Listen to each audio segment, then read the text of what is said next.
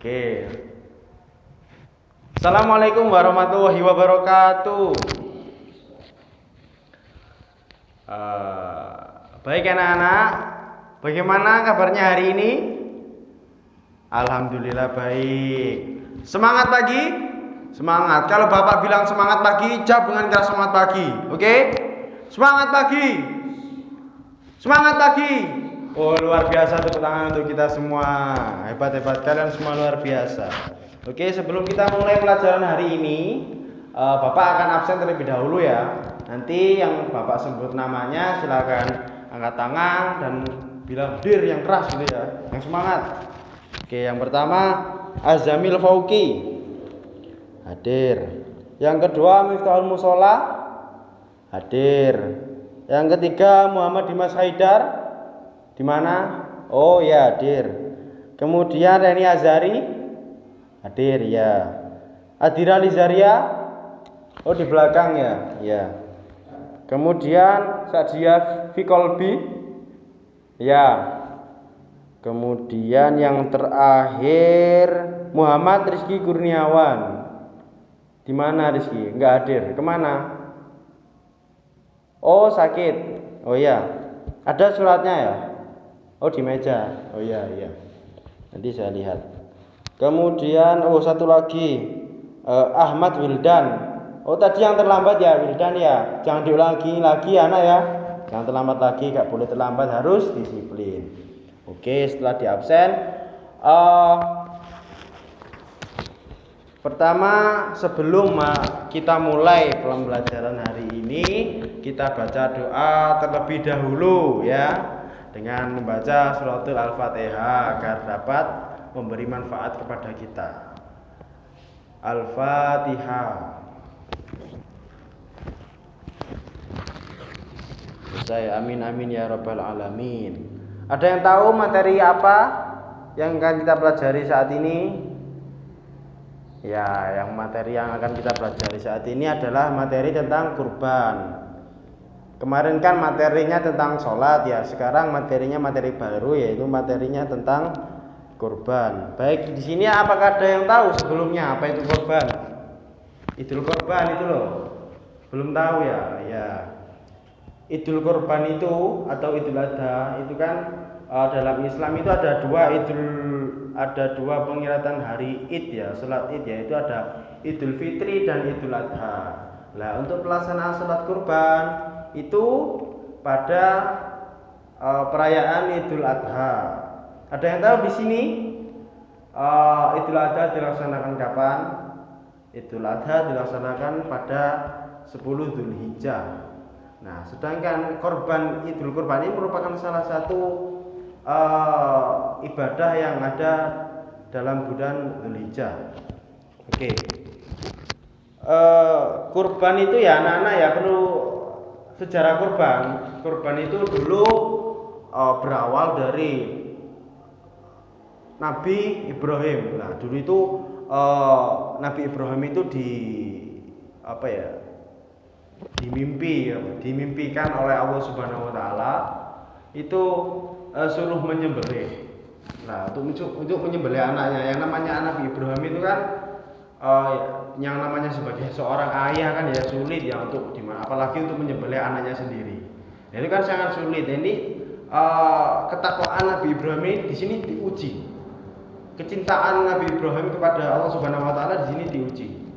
Nah, kemudian setelah berpikir itu Nabi Ibrahim sepakat ya, Nabi Ibrahim itu jadi mentalnya untuk menyembelih anaknya sendiri. Nah, ini awal mula tercetusnya kurban itu di sini berangkat dari teladan Nabi Ibrahim ini. Jadi pada saat Nabi Ibrahim pada hari H penyembelihan anaknya itu, Nabi Ibrahim otomatis sangat berat hati dengan gimana lagi yang namanya ketakwaan. Jadi pada saat itu Nabi Ibrahim dengan berat hati, beberapa hari sebelum hari H itu, sebelum penyembelihan anaknya Nabi Ismail itu, Nabi Ibrahim mengasah pedangnya, mengasah terus menerus agar tajam untuk pada saat penyembelihannya nanti. Nah, kemudian ternyata pada saat penyembelihan, karena sebagai dikatakan berhasil ya, Nabi Ibrahim ini kemudian Allah Subhanahu wa taala itu mengganti putranya yaitu dengan domba. Nah, di sini merupakan titik sejarah di mulainya kurban. Nah, kemudian anak-anak di sini pasti sering ya melihat pelaksanaan penyembelihan kurban. Biasanya di masjid-masjid, di musola atau di mana. Nah, itu pelaksanaannya ada yang tahu kapan? Nah, pelaksanaannya itu pada hari tasyrik, pada hari mulai tanggal 10 hari tasyrik yaitu tanggal 11, 12, 13 Dzulhijjah. Pada saat setelah sholat Idul Adha juga diperbolehkan. Nah, di sini kita itu kan manfaat yang kita ambil atau yang dapat kita teladani dari dari kurban ini adalah yang pertama kita itu dapat meneladani dari sejarah Nabi Ibrahim tadi yang diuji ketakwaannya oleh Allah. Kemudian yang kedua itu sebagai bentuk ketakwaan kita kepada Allah dengan menjalankan perintahnya dan menjauhi larangannya. Kemudian yaitu menyebarkan kebaikan, memberikan teladan kepada orang lain bahwa manusia itu harus selalu berbuat baik dan selalu bertakwa kepada Allah Subhanahu wa taala. Nah, kemudian yang ketiga yaitu sebagai ajang silaturahmi atau nanti kita juga belajar berbagi dari pelaksanaan kurban ini. Nanti kan setelah hewan kurbannya disembelih, nanti kemudian dibagi-bagikan ke keluarga, ke kerabat, ke fakir miskin, ke warga sekitar dan lain-lain. Nah, seperti itu. Kurban itu sebelum jauh kita mempelajari tentang kurban anak-anak, kurban itu berasal dari bahasa Arab yang berarti qoriba atau dekat. Jadi merupakan salah satu kurban ini merupakan salah satu ibadah untuk kita mendekatkan diri kepada Allah Subhanahu wa taala. Nah, untuk hewan yang dijadikan sebagai hewan kurban itu tidak semua hewan. Jadi ada beberapa ketentuannya sendiri-sendiri dan sudah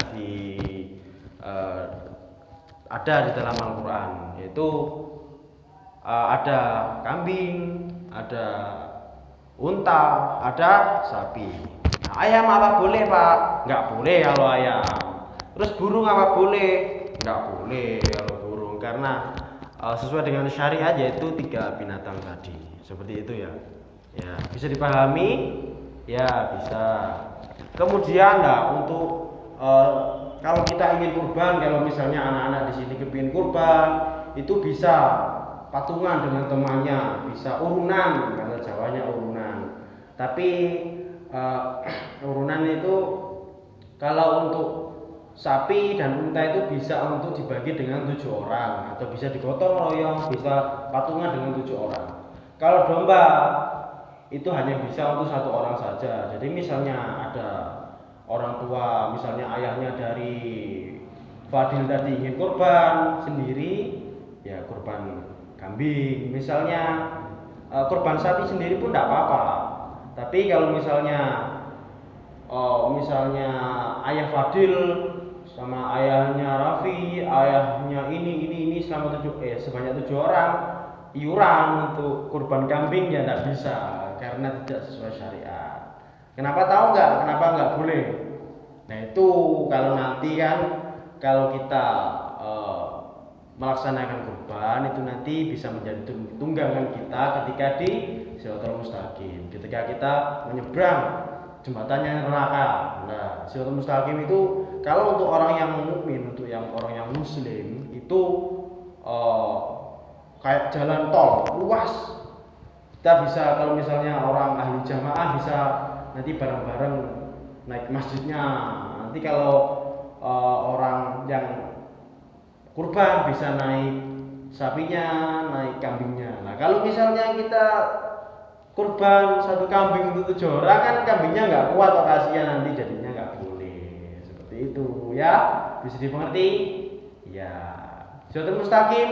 Nah, Shiratal Mustaqim itu kan di bawahnya neraka. Jadi kalau anak-anak nggak rajin sholat, nakal ke orang tua, nakal ke temennya, suka ngambil makannya tetangga, nah itu nanti kalau nyebrang langsung jatuh ke neraka. Karena kalau untuk di dilihat orang mukmin seperti jalan tol, yang orang yang bertakwa, orang yang mukmin, orang yang beriman. Tapi kalau untuk orang yang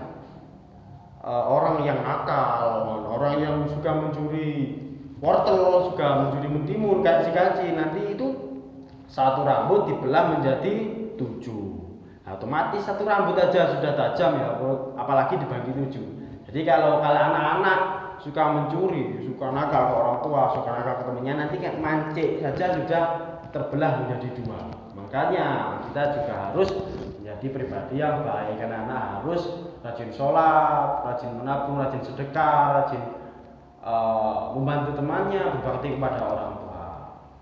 Seperti itu. Oke, selanjutnya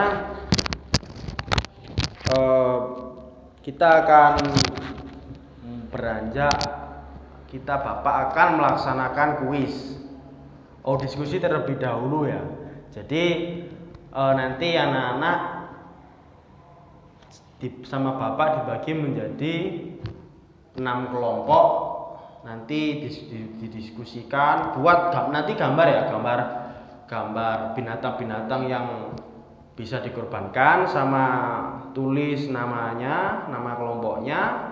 Terus nanti tulis juga pengertiannya kurban itu apa, tapi di dalamnya sekreatif mungkin, pokoknya intinya harus ada pengertiannya kurban, pelaksanaannya kurban, sama hewan apa saja nanti digambar, yang hewan kurban yang bisa dikorbankan itu nanti samain gambar di kertas sesuai kelompoknya. Seperti itu. Nanti setelah diskusi, nanti Bapak akan menyampaikan kesimpulan, dan selanjutnya akan Bapak ada sedikit kuis. Nah, Bapak ada 2 hadiah untuk anak-anak yang bisa menjawab pertanyaannya Bapak. Siap semuanya? Siap ya, pinter semuanya Bapak ya. Iya. Oke, dimulai pembagiannya ya. Ini nomor 1, nomor 2, nomor 3. Dimulai dari sekarang.